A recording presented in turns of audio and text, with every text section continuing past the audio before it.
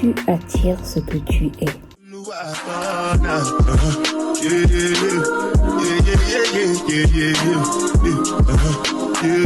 On entend souvent cette phrase, mais si c'était faux, ou du moins incomplet, parce que si c'était vrai, comment se fait-il que des femmes intelligentes, généreuses et bienveillantes se retrouvent dans des relations où elles ne sont ni aimées, ni respectées, ni écoutées? Et si le problème n'était pas ce que tu attires, mais plutôt ce que tu acceptes sans t'en rendre compte? Aujourd'hui, on va parler d'une vérité inconfortable, mais capable de changer tout type de relation. Mais avant de continuer, abonne-toi, like, commente et partage. Imagine que chaque être humain porte une étiquette invisible. Personne ne peut la voir, mais tout le monde agit en fonction d'elle. Sur cette étiquette, il n'y a pas écrit ton nom, ni ton âge, ni ton apparence, ni ton compte bancaire. Il y est écrit « Voilà ce que je pense valoir ». Cette étiquette n'est pas choisie consciemment. Elle se construit au fil de milliers de petites expériences. Les regards, les mots, les silences, les comparaisons, les critiques, les absences, les encouragements ou le manque d'encouragement. À cet effet, le cerveau se pose plusieurs questions. Quelle est ma place dans ce monde? Suis-je importante? Suis-je digne d'être aimée telle que je suis? Et lorsqu'il ne trouve pas de réponse rassurante, il en invente une qui lui semble logique. Une enfant qui entend constamment qu'elle est trop sensible peut s'excuser d'avoir des émotions. Une adolescente qui grandit en pensant que son corps est un problème peut, une fois adulte, accepter d'être choisie en secret plutôt qu'être assumée au grand jour. Une femme à qui l'on a toujours appris qu'il faut être gentille peut, une fois adulte, penser que dire non est une faute. Toutes ces croyances sont devenues une réalité et c'est ce qui les rend difficiles à remettre en question. Et pourtant, elles influencent chacun de nos choix. Le message auquel on répond, celui auquel on ne répond pas, la remarque qu'on laisse passer, l'excuse qu'on accepte, la limite qu'on repousse une fois et encore et encore. On croit qu'on a le libre arbitre alors qu'on agit en fonction de l'image que nous avons construite de nous-mêmes il y a des années. Et tant que cette image reste la même, nos décisions changent très peu. S'il suffisait de savoir tout ça, personne ne resterait dans une relation qui la fait souffrir. Alors, pourquoi c'est si difficile de rester, même quand on sait que cette relation nous fait souffrir? Notre cerveau ne confond pas le bonheur à la sécurité. Très souvent, il confond la sécurité à ce qu'il connaît déjà, même quand ce qu'il connaît nous fait souffrir. C'est pour cela que certaines personnes quittent une relation toxique et plusieurs mois après se retrouvent dans une relation qui y ressemble vraiment. Ce n'est pas parce que la personne aime souffrir, mais c'est parce que la personne se retrouve dans un terrain qui lui est familier. Imagine quelqu'un qui a dû mériter de l'attention, qui a appris très jeune que l'amour se gagne à force d'efforts, de patience et de sacrifices. Lorsqu'une personne arrive dans sa vie en lui donnant de l'affection sans condition, il se passe quelque chose d'étrange. Au lieu de ressentir de la paix, il ressent de l'inconfort parce que c'est quelque chose auquel il n'est pas habitué. Il se demande si c'est sincère, si ça va durer, si quelque chose ne va pas venir tout gâcher. À l'inverse, une relation dans laquelle il faut tout le temps prouver va lui sembler familière, normale, pas agréable, normale. Et cette différence est essentielle. Lorsqu'on confond ce qui est familier à la norme, on risque de reproduire les mêmes schémas, même lorsque ce familier n'est pas normal. Le véritable combat, ce n'est pas de quitter une relation qui nous fait souffrir, mais c'est de réapprendre que le respect, la sécurité émotionnelle et la réciprocité devraient être quelque chose qu'on devait avoir souvent. Ce travail, c'est beaucoup plus qu'une décision. Ça demande à transformer l'estime qu'on a de soi-même. La façon dont on se voit devient souvent la limite invisible de ce qu'on est prêt à accepter.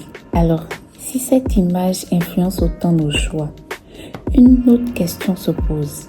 Comment reconnaître les signes qu'on accepte moins que ce qu'on devrait mériter alors que personne ne nous l'a appris? On imagine qu'une personne perd son estime d'elle-même après un événement marquant, une rupture, une humiliation, une trahison. Mais en réalité, ça arrive beaucoup plus discrètement. L'estime de soi s'érode à travers de minuscules renoncements, à travers des choses qu'on ne devrait pas accepter. Tu te tais une fois pour éviter un conflit. Tu t'excuses un comportement parce que tout le monde a des défauts. Tu repousses une conversation importante au lendemain. Tu acceptes une remarque qui t'a blessé. Et une deuxième, une troisième, et ainsi de suite. Chaque geste paraît insignifiant. Mais quand on cumule ces gestes-là pendant des mois, voire des années, ils envoient un message à ton cerveau. Ce n'est pas si grave. À force de répétition, elle la classe dans une catégorie particulière, la norme. Et le danger, c'est quand ce qui devient normal cesse d'être questionné.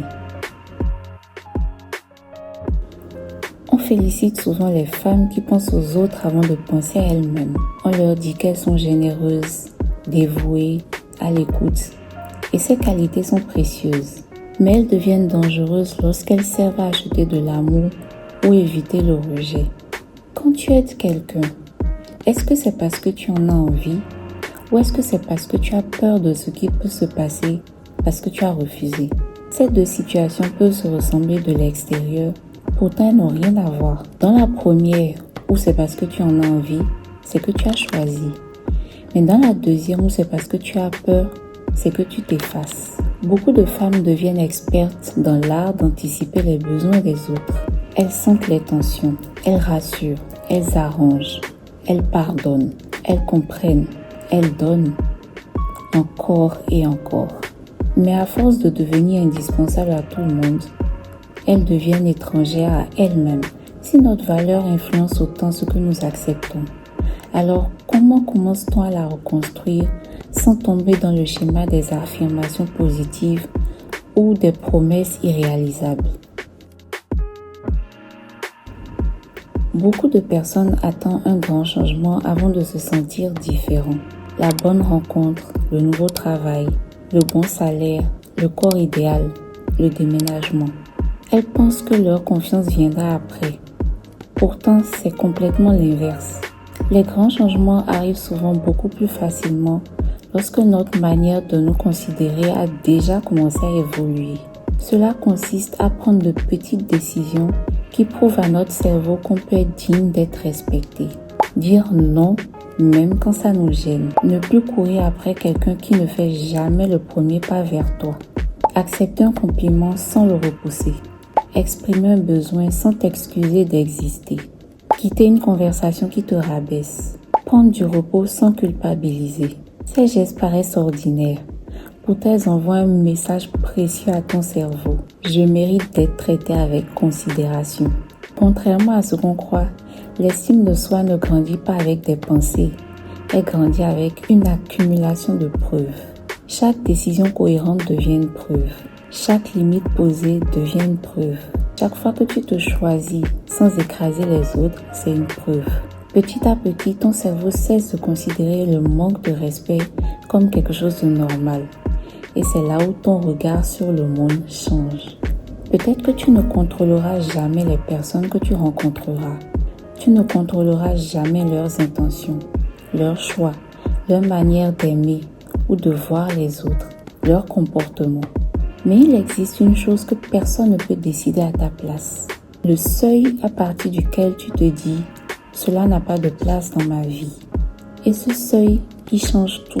Parce que le jour où tu cesses de négocier ta valeur, tu n'attires pas un monde parfait. Tu commences simplement à reconnaître beaucoup plus vite ce qui mérite de rester dans ton monde. Avant de quitter cette vidéo, j'aimerais que tu fasses quelque chose. Pense aux personnes qui t'ont blessé. Pense aux situations que tu as fini par appeler normales. Pense aux messages sans réponse, aux promesses sans lendemain, aux efforts à sens unique, aux excuses répétées. Puis pose-toi une question. Si une femme que j'aime profondément vivait ce type de situation, est-ce que je lui dirais de continuer Ou est-ce que je lui dirais qu'elle mérite mieux que ça? La plus grande preuve d'amour envers toi-même ne consiste pas à attendre que quelqu'un reconnaisse ta valeur. Elle commence le jour où tu décides que certaines choses ne devraient pas être le prix à être payé pour reconnaître ta valeur. À partir de ce moment-là, tu ne changes pas seulement tes relations, tu changes aussi la façon dont tu habites ta propre vie.